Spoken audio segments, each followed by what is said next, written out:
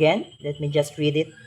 An L to C circuit has an inductance of 0.50 henries and a capacitance of 8.0 microfarad. So, given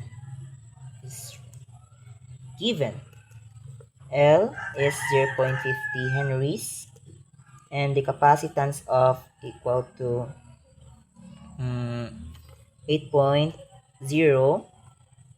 microfarad. Microfarad is equal to 8.0 times 10 to the power of negative 6 farad. Okay, so we're going to convert it into farad itself. So, as we're going to recall the formula for this frequency, so we have here the frequency is equal to 1 over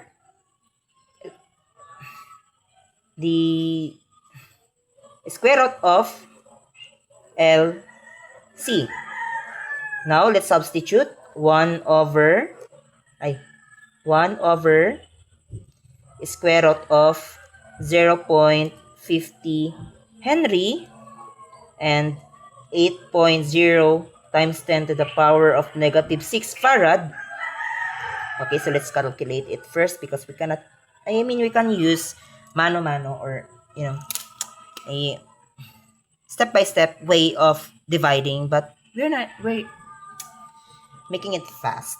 So, you have to use a calculator. 0.50 and 8.0 times 10 to the power of negative 6. Oh, the answer is 4 1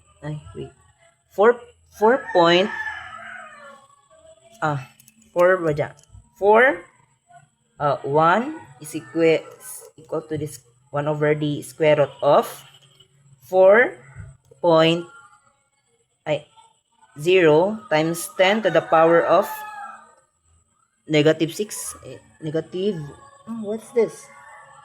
Yeah, negative 6. Negative 6 Henry farad.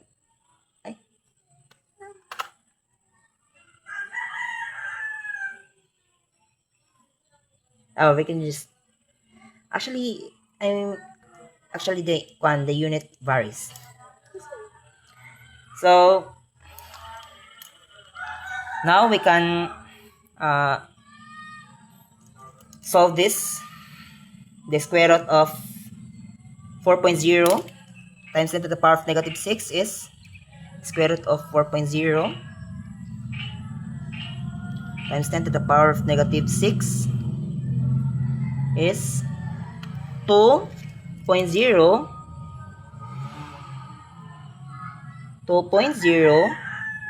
times 10 to the power of negative 6, and W is okay. So here in the Henry and the farad, if we're going to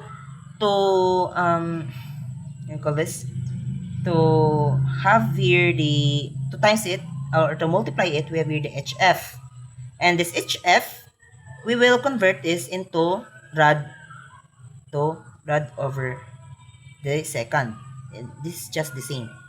The Henry farad and the rad per second, they're the same. So 2.0 rad S. Now let's divide 1 to the 2.0 times 10 to the power of negative 6 rad over seconds. So 2.0 times 10 to the power of negative 6 is equal to 5.0 times 10 to the power of negative 7 rad over S.